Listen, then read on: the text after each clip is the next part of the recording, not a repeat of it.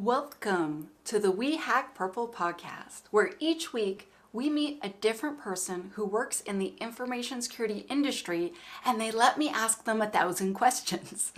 This week we have Haiyan Song of F5. She is the EVP of Security Product. And we're going to tell you what that acronym means. I assure you it is extremely impressive.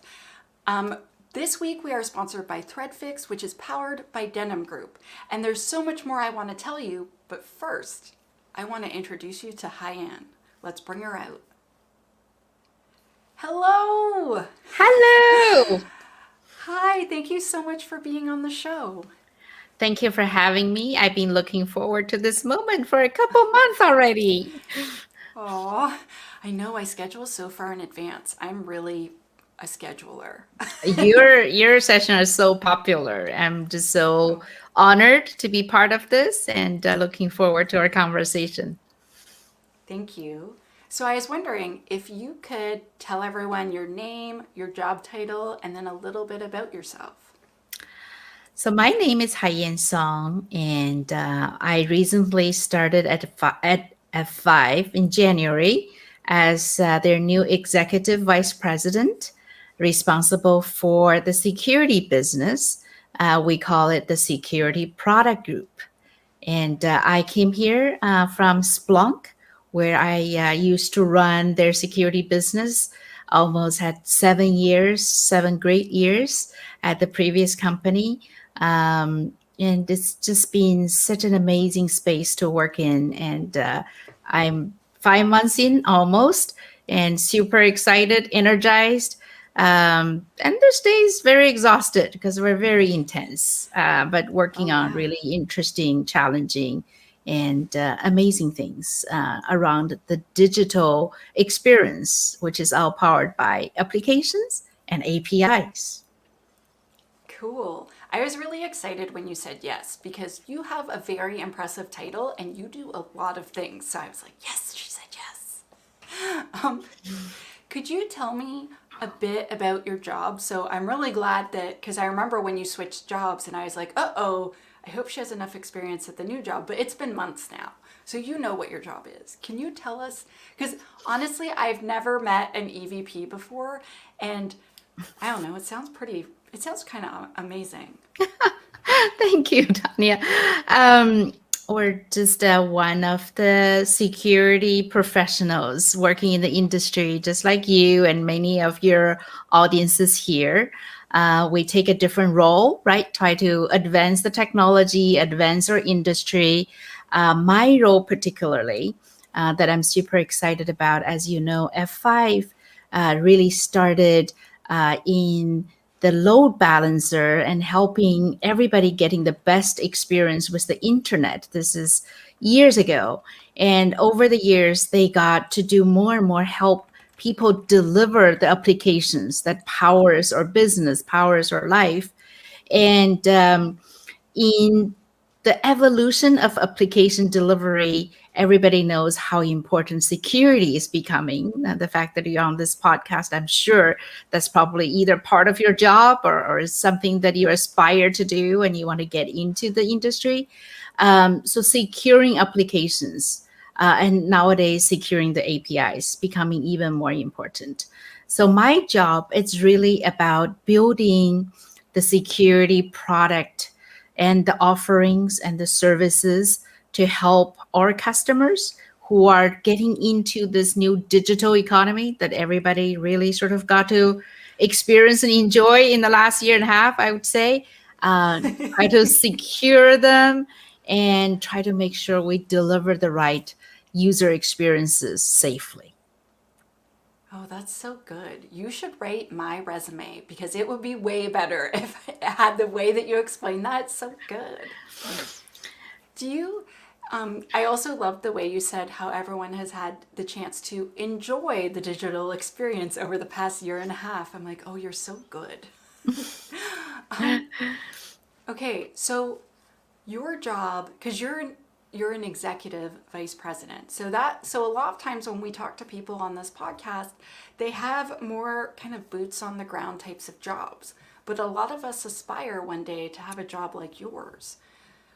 what is it like a day in the life of your job? Is it a lot of meetings? Do you have to write papers? Do you have to brief a lot of people? Do you have to do presentations? Because some people are really afraid of doing presentations. Well, you just listed all of them, all of the things that may not be like doing them all in one day, but most cases it's actually doing all of those one day. For example, we're in the middle of doing our financial planning for the next year. And Mm-hmm. as part of that, you really spend time with your product leaders, engineering leaders, and sales leaders to say, hey, what does next year look like? And, do we have the crystal ball, try to say, well, this is where the business is going to come from and things. So that's extremely important to get that done for the company. And we actually don't have the crystal ball, so you have to really bring a lot of information and triangulating them and make some judgment calls. So that's one of the jobs we do, right? And everybody learned that, gosh, in order to really plan, sometimes you got to uh, I think Amazon is the one who made this super famous. Like, how do you work from backwards? What is that you want to deliver to your customer? What is the end goal? And then work backwards and try to make your plans. And so I think that's the other part that we do, right? As part of a leadership team. And let's try to like get together and define what the future may hold for us. And I just did a team offsite this week where we allowed ourselves to dream a little, right? 2 years down the road, what do you think we're going to be like? And in order for us to get there, what is that we need to do in order to deliver that? So those are part of the most, I would say, rewarding, satisfying, exciting part of the job. And there's other things you have to chase down something. You got to chase down, where's this PO in order for me to go and get this done? That may not be the most rewarding, but very important. And I think there's the other piece that I do enjoy spend time on is to really, in the old days, having one-on-ones in person, having a lunch to connect with people. Nowadays, mostly, over Zoom and have a conversation, but just connect with people and understanding what's top of mind for them, what's blocking their progress, what can you do to help. And there are days I get to do a mentoring session with some folks who are just aspiring to be a new, architect, a leader. Those are really just rewarding in so many ways. And I always want to make sure I find time to do that. Doesn't matter how crazy my schedule is. Oh my gosh. Honestly, so obviously you can't tell us, but it would be so amazing to be a fly on the wall during that offsite to hear all the ideas and like to and just like to watch a whole bunch of people with a lot of experience who are really smart come together and then make a multi-year plan. Like sometimes I get a little excited on the show. I'm sorry. No, that's just an amazing process and experience. And I think, in many ways, it's all because the players, the contributors, and it's not because one person has a crystal ball in the future. It's a team effort that helps define and shape the future of a business. Oh, that's so cool. So, what types of personality traits or maybe aptitudes would someone need to be really good at a job like yours? I mean, I feel like I can already guess that you have to have a really good work ethic. But but other than that, like what types of things could make someone good at this? I remember seeing the question coming in. I was giving some thoughts. I was like, well, actually, I always have to believe it's the team that you put together, because everyone would bring a different talent right into the work, and nobody is perfect. I know I'm not. um, so but to really have the right leadership and do make the right decisions, you need a team that, who are super duper experts in certain area, and who are willing to work together as a team and augment each other and debate things so we get all the right perspectives.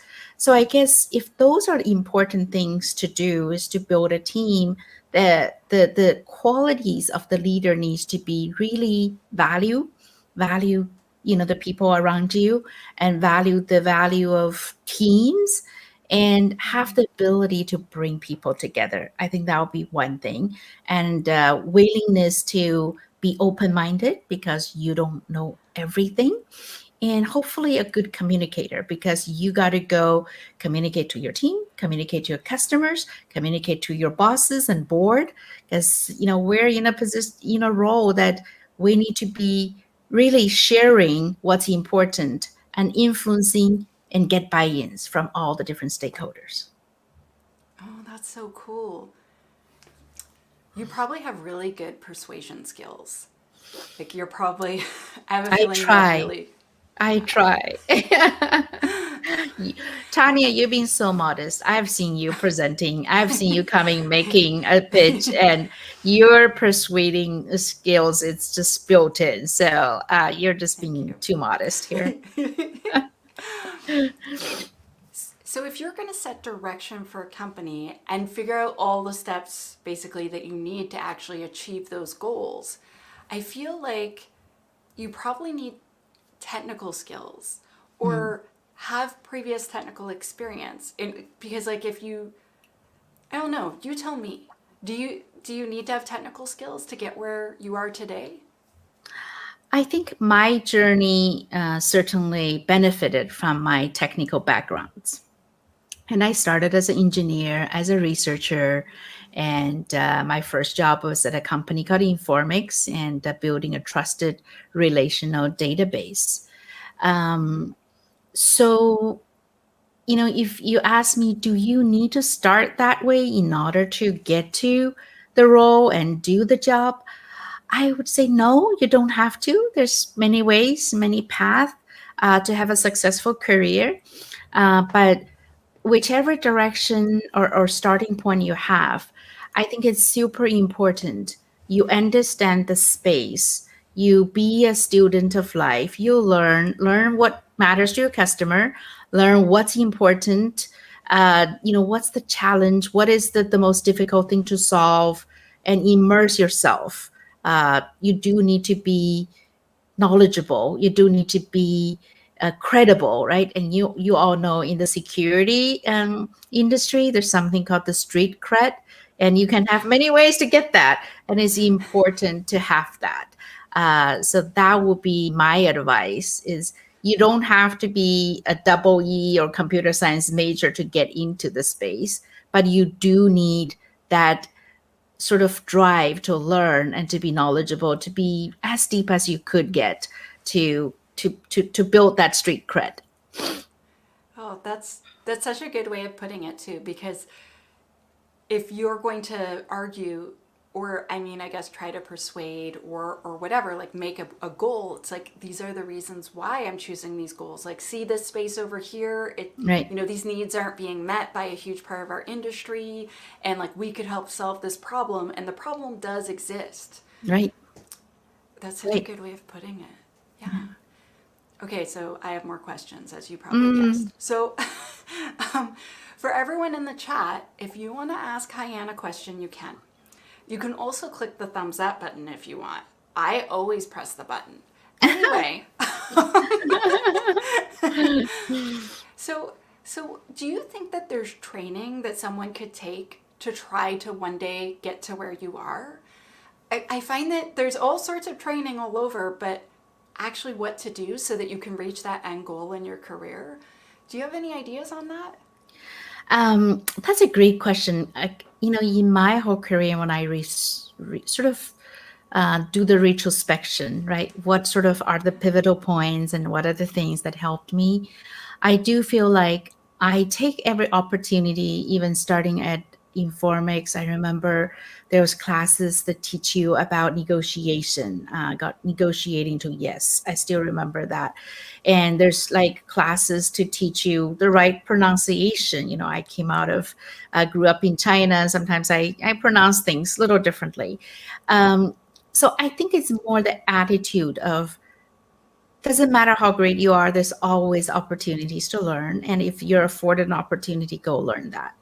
In terms of to get to where I am, to have an opportunity to lead a business, to lead a team, I would say besides the technical sort of knowledge, product knowledge, and the business understanding of the industry you're in, having the right leadership and management training, it's important.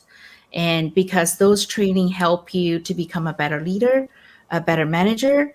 And I recently just had my team go through training around how to be a leader that's a multiplier versus a diminisher.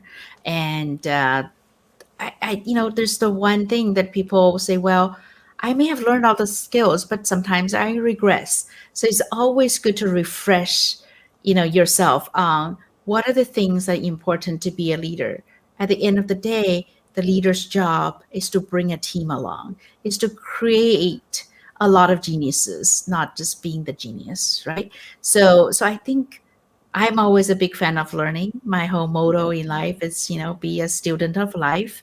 But to become an executive, become a leader, I think be mindful of getting yourself immersed in those learnings are equally Yeah. important than knowing your industry and knowing your technical skills. This is this is so wise. So years and years ago, when I first officially became a manager, so I would say like 12 years ago was the first time I officially held a management role. And they had this deal in the government where I was working that you had to go and take a whole bunch of courses and you had a year and a half to complete them. And I was like, yes, I'm going to learn stuff. This is awesome. And my manager, who had brought me in, who was awful, she was absolutely awful. Oh, Yeah, so she'd interviewed me for one job and I quit my job and I came and then she gave me a completely different job and I was really upset. And she's like, well, oh you're awesome no. at it. And the guy who was doing it before sucked. So, and the team loves you, so I don't care, you're doing it. Oh And wow. so I was, yeah, I was supposed to do .NET and then they had me doing SAP, whatever. But the point is, she said, oh, I'm not taking this training. It's such crap. I already know how to be a manager. I am awesome. And I was like, and she asked me if I would sign her name to the attendance sheets. And I said, I'm not very comfortable committing fraud for you, Brenda. And she was like, you're a, and then she used the B word. And I was like, awesome, see you after the training. And then when I quit, she said, well, you're the best person that's ever did this job. So guess what? I'm going to give you a bad reference so you can't leave.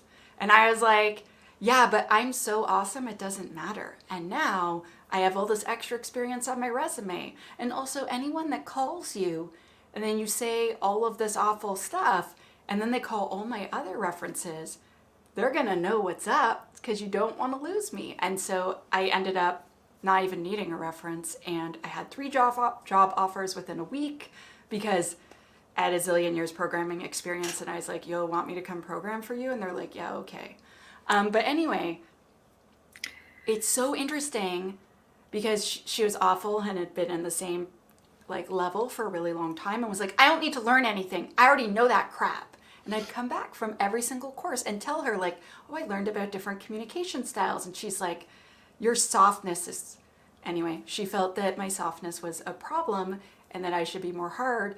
But like Wow. now you, who are way, way more successful than that person, are telling me you always want to learn, you always want to improve, and how I love how you said you want to brush up on things to make sure that you never.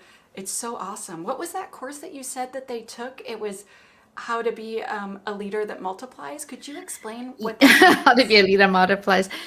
So there was this actually was introduced to me when I was at Splunk.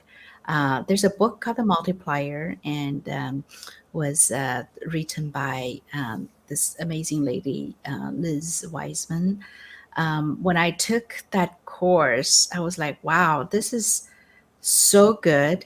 And it teaches me to be a better leader, and honestly taught me to be a better parent. So when I came over to F5, I got a new team, and we just completed an acquisition like 3 months ago. So I got an opportunity to lead this team. And so I said, what would be more important than bring my team together and have the same language of leadership language, and have the same way of working.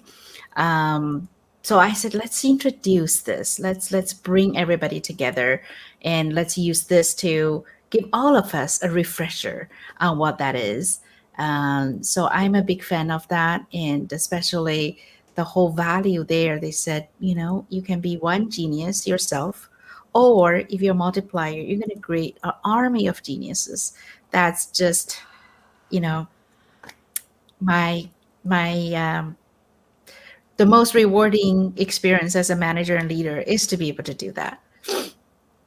Yes, when you mentor someone and train them and then you see them blossom, Yep. and especially like I know as a manager like I want to keep the good ones, but when I see them go off and like they've outgrown me. Do you know what I mean? I'm just like, "Oh, that's so Yes. awesome." I am 100% with you on that. And oh, by the way, I was going to say you made such a great decision to leave that job Oh yeah. because, right, Oh yeah. the most important thing is to work for someone that you really believe in, and you share the values and stand up, for what you basically say, hey, I don't believe in those values. I gonna go and do something that's more aligned. So Yeah. Yeah, yeah, the next amazing. boss, I'd already worked with him before and Yeah. he brought me, so he had been promoted and so he brought me over with a promotion and then I worked for him for I worked for him until I switched into security. Yeah. So for like years and years, like almost 4 years. But yes, your boss makes your whole day, for better or Yes. worse. Yes. Yes. Very true. Okay, I have a ton more questions, but very briefly, first, I am going to thank our sponsor. I want to thank ThreadFix because they make the most stupendous vulnerability management this side of the galaxy. I told them I wanted to say something fun, and I have to say every time it's fun. And also, they're wonderful. I actually was in this private chat recently and someone was asking about them. And before I could say something, everyone's like, everyone that works at Denim Group's awesome. They're the nicest people on the planet. And I was like, oh, that's what I was going to say. Yeah, it's nice to have sponsors. But let's get back to the topic that we're supposed to be on, which is how our audience can become EVPs one day. So so you have a lot of work experience. This is not your first job or your second job. It's definitely at least your third job. So what types of job experience do you think that someone should try to get if one day they hope their career could go like yours? Mm. I my first job at Informix, I was there for almost 10 years. I just remember this great colleague who basically said, Haiyan, you've been a rising star here. I'm going to give you some advice. Do you want a career in the valley? I said, of course. He said, if you do, you need to get a diverse sort of experience. You cannot be just successful in one place. Even though at Informix, I'd done through 4 jobs, right? Yeah. So I got a taste of trying different things and doing different jobs just builds that perspective and help you continue to grow. Because I always say why people hire leaders and the VPs or EVPs, it's not because you come in with many years of experience. It's because of the years of experience and the perspective you bring in, you can help them make the right decisions, right? On where we should be investing, what we should be doing, how should we position, what are the opportunities that's lying ahead of us. So the important thing in those roles is making those strategic decisions for the company and building a team behind like those decisions and to make it happen, right? So it's the vision, it's the execution. So if you think along those lines, is you got to, I'm a big fan of you got to be grounded. There's no sort of floating. If you're floating, then you're not necessarily grounded and to know the ground truth. So I'm a big believer in that. So coming from the ranks is, I think, is a great opportunity, and take on something that you're not familiar with, so you can understand a totally different perspective. I went from Informix to a company who does application service providers type of services. And I went from a system software to a totally service provider. And that change, I was like, oh, I did not realize that you install something, you deploy something in 2 minutes, your pager starts, versus a software company 6 months later, okay, there's a bug on the release you put out, right? 6 months ago, right? That's before all the CI/CD and the new way of doing things.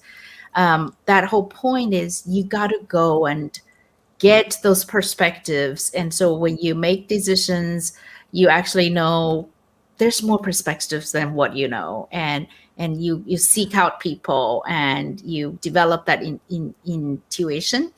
So recommendation is try something new. If somebody offer you a management and leadership role, take that. And I always say, what's the worst case going to happen? The worst case, you didn't like to be a manager. But guess what? After you do that, you become a much better employee, even though you go back to be an individual contributor. So I always recommend people to take those opportunity.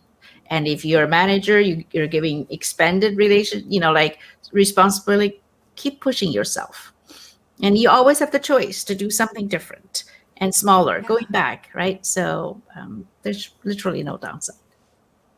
I have gone back from management down to individual contributor around Right. 4 times in my career. Mhm. So, yeah. It being, anyway, whenever I do technical work, I don't know how to explain it, but I really love my job and I have less stress. Yeah. But then someone's like, do you want to be the boss and lead things? And I'm like, yes, I do. And then after a year or two, I'm like, no, I don't. Okay, more questions. Actually, you know how a lot of people, oh, hi, Unicorn from Connecticut. Hi, Kellen. Hi, everyone in the chat. People were saying hi, so I thought I would say hello. So you were talking about how people should try a bunch of different things. I've heard a lot of people talk about diversity in tech. So tech, especially in Silicon Valley, which is where I believe you're located, is like a big sea of white dudes, right? And so do you believe, so I'm really biased. Everyone who watches this show knows my bias. I believe that diversifying all the different types of people that we have in tech is important for a lot of reasons. But do you believe that that would help kind of the leadership of a company if they have more different perspectives? Absolutely. I think Silicon Valley, it's interesting. It's actually, in most of the places I worked in, is fairly diverse. But, in certain segments is probably what you're describing. I was lucky enough in most of the companies I end up being part of, we have more diversity than probably the typical company here. And F5 is one of the most diverse executive leadership team I've ever been.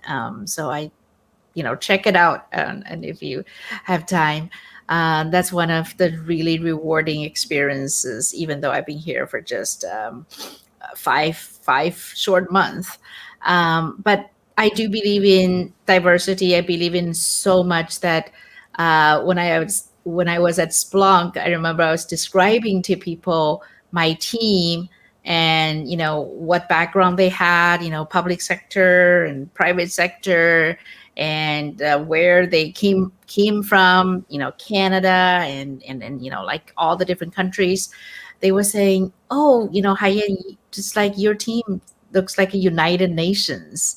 And that was really one of the things. I would say, well, we were able to build a very strong business over there. And I sort of attribute a lot of that to that team and to the diversity of the team, to how we learn from each other, help complete each other. And so not only I believe in it, I feel like I have a proof point for it. Oh, that's awesome. Oh, I love it. Okay, it is now time for the super difficult cheese question, because I know people in the chat will not allow me to not ask the cheese question.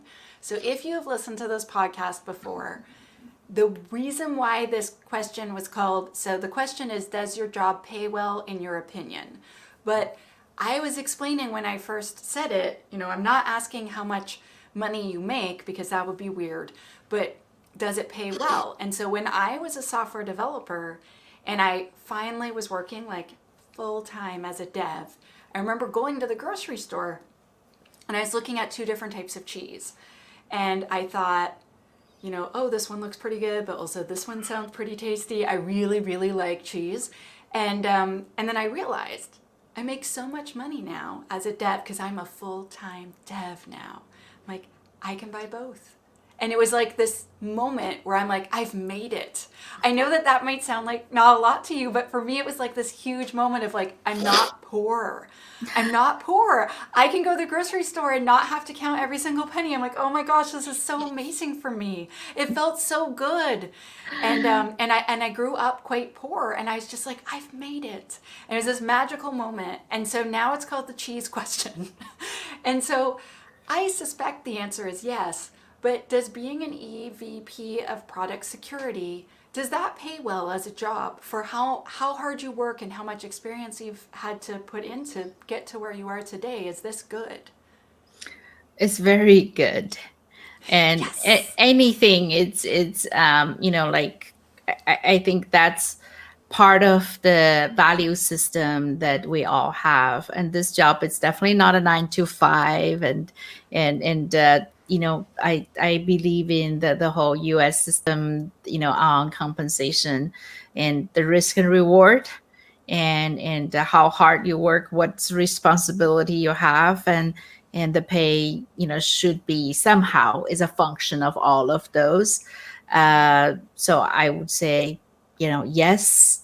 I think definitely, I can get both cheese.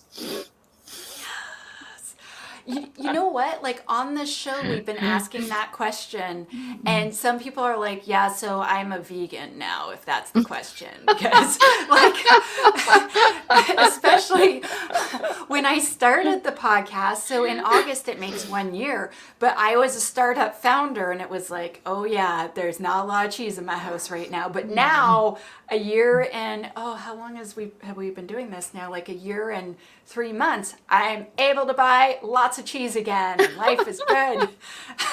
I love that question. That's such a great one too. I'm sure each of us would have, or like, I can buy my 2 cheese kind of moments, right, throughout our career. And I came to this country, and the first job I had was doing filing, like, the invoices in the student sort of office of a university. Is like $5 an hour.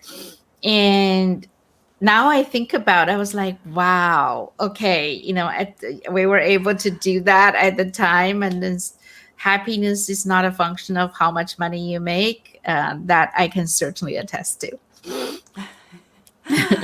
Oh, that's awesome. Yeah. Okay, so more questions that the people listening to this podcast may want to know about. Are there many opportunities for those in your type of job or field? I think, like in cybersecurity, for sure, right? You know this, Tanya, more than I do, because there's so many people coming to you and getting training and doing all the things. So for sure. But as you sort of grow in your career and climbing the ladder, I would say in cybersecurity, there's still a lot of opportunities to be in those leadership roles. But sometimes it does get harder to find that perfect role because it's the space, it's the opportunity, it's the people you get to work with, and it's the VCs behind the company, or, there's a lot of opportunities, but sometimes finding that one, that's the perfect fit or very good fit. It's not like, you can just pick, right? It takes a lot of effort, and there's some luck that's associated to it. But what I've learned is in this role, you do get a lot of calls, and there's definitely a lot of opportunities.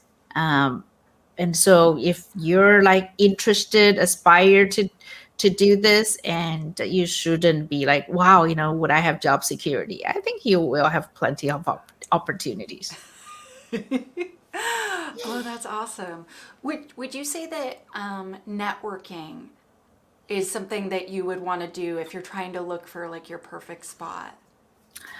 I think networking and to be connected with people, was just people in the industry, whether it's job searching or not, is a good thing to do, because nobody has all the information, and even just to help with your job, networking, it's a Yeah. good thing to do. And if you're looking for opportunities, it's even more important. Okay, awesome. Okay, so now I have a two-parter question. So it's Mm. sort of a really easy question, but sort of a really hard question. So, what do you like the best and what do you like the least about your job? And you probably shouldn't say it's this person, but other than that, you're like, this guy, he's the worst. No, I'm just kidding. But what um, do you like the best and what do you like the least? I think, like, I'm here for 5 months. um, Maybe when I sort of look back at the 5 months, what is the thing I'm super proud of? Is how quickly we were able to get the team together, and building that rapport, and to have a team that supports each other, and willing to go to bat for each other, because this person is off and I gonna try to fill in, and this thing is happening, and we're gonna go. I think that's always, it all comes down to the people and the relationships that I loved. Mm-hmm. That's the best part, right? And all the way from my colleagues, my teammates at the ELT member, and to our CEO. I think that's really sort of that culture. It's just amazing, and Yeah. and that's the best part. And the least part, gosh, I think it's been so intense. Yeah. And sometimes I was like, I need a little bit more time to step back and think, and I think hopefully, as the new team all settle in, the business sort of gets sort of charted Yeah. out the map, and Yeah. and we will be able to spend a little more time sort of strategizing, thinking, and reflecting. That's probably the one that I'm hoping that I'll get more time to do. I feel like there must be a huge learning curve when you come in at such an incredibly senior position and then also setting strategy. So you have to learn as much as you possibly can and then apply it. Yeah, Yeah, that must be a lot. yeah. On top of that, luckily, or however you want to describe it, on my third day, we announced an acquisition of a new company called Oh, Volterra, wow. and that's part of the security product group. So you can imagine the rest of Oh, yeah. what happened. But it's really, speaking of learning, that's part of the learning. I was like, we're really sort of building out a new platform, to, we call it Edge 2.0, is how do we take all the applications and the current cloud and really take that all the way to the edge, because I think that's how the future gonna really hold for application delivery and security. Is not happening just in the cloud or in a data center. It's gonna be totally happening all over the place. We need to be where the user is. So I have the Volterra business, and that's going to be part of our security offering, and it's also going to be really the platform that will build more and more SaaS services on for the company. Super exciting, but a lot of work. And Oh I my also gosh. manage the Shape business, which is totally amazing. How, you're probably familiar with like they are the ones who literally created the concept of credential, stuffing as like a threat. And we were really there protecting most of the the largest banks and institutions,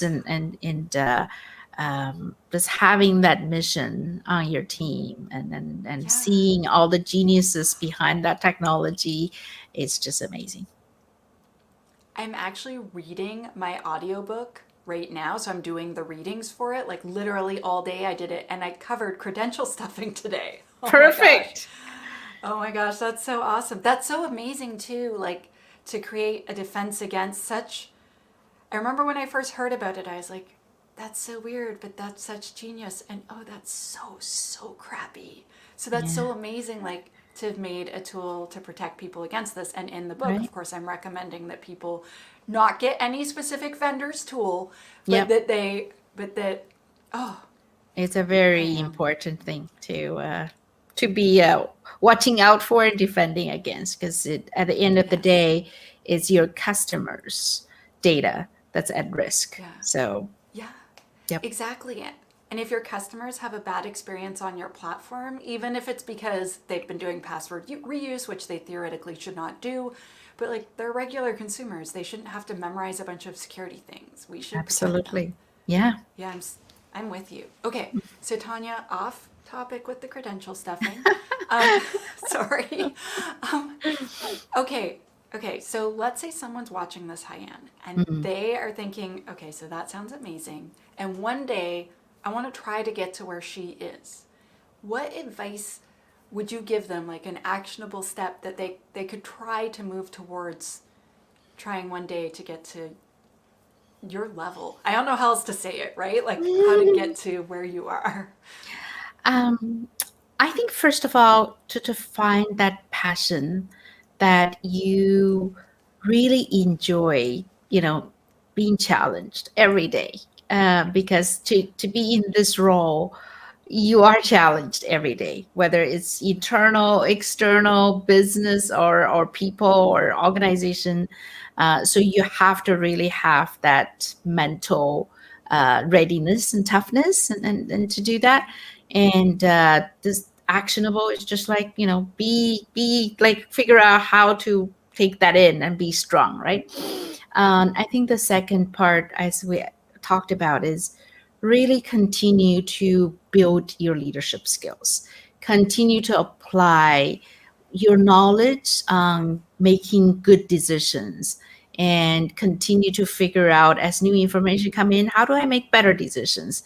Nobody's a genius, but the ones who are making better decisions is the ones who's always willing to learn, always willing to take in different perspectives and iterate and get better and better. I think that would be my recommendation, is developing that approach and mindset, and go for it. You'll go very far. Oh, that's so good. That's such good advice. Okay, so we have come to the end of the questions, and now if someone wants to know more about you, if they want to follow you, how can they do that? They're like, I'm in. How do I learn more about her? What are their options? Yeah, so I think over the years, I did sort of speak in various different opportunities, and I got a chance, to speak for Splunk and others. And that's still out there. I think that would be able to give you some of the perspectives. I'm building out my social media sort of, approaches at F5 just started, and that's why I don't even have a particular handle for F5 specifically, but I do have a LinkedIn. And over there I share, some readings and learnings, and I certainly welcome if that's a place you want to connect and follow. And I promise I'll work with Tanya to get my social media site much stronger. She's such an expert, and I still remember her advice, and I gonna, that's one of my new year resolutions, is to put that into action. Oh my gosh. Seriously, I have learned a lot since I accidentally made a handle and now I have purple hair. It's weird. Yeah. It's funny if you just go with things before you know it. It's just yeah, they just grow. Oh, and Absolutely. someone is saying Twitter Haiyan, please. So I guess there's a request that you make a Twitter account sometime We will. soon. I will. They've spoken. They've Yes. spoken. Yes. Oh, thank you so much for being on the show. You have shared a lot of really good insights and a lot of good career advice for literally anyone, not even someone that necessarily wants to get all the way up to where you are someday. Thank you so much for being on the show. Thank you, Tanya. I had so much fun, and you've been amazing in so many ways. Thank you for having me. Thank you. And with that, we will see you all next week. The We Hack Purple podcast every week has an amazing guest, and this week was no different. Haiyan was amazing. I can't wait until she gets a Twitter account so I can follow her, and you better believe it, I'm going to add it to the webpage when we get it. Thank you everyone who tuned in. We want you to know that this episode was sponsored by ThreadFix, powered by Denim Group. We have so many more things in store for you in the coming weeks. We also will be releasing our new secure coding course in June, come hell or high water. So stay tuned for that. Until then, see you next time on the We Hack Purple podcast.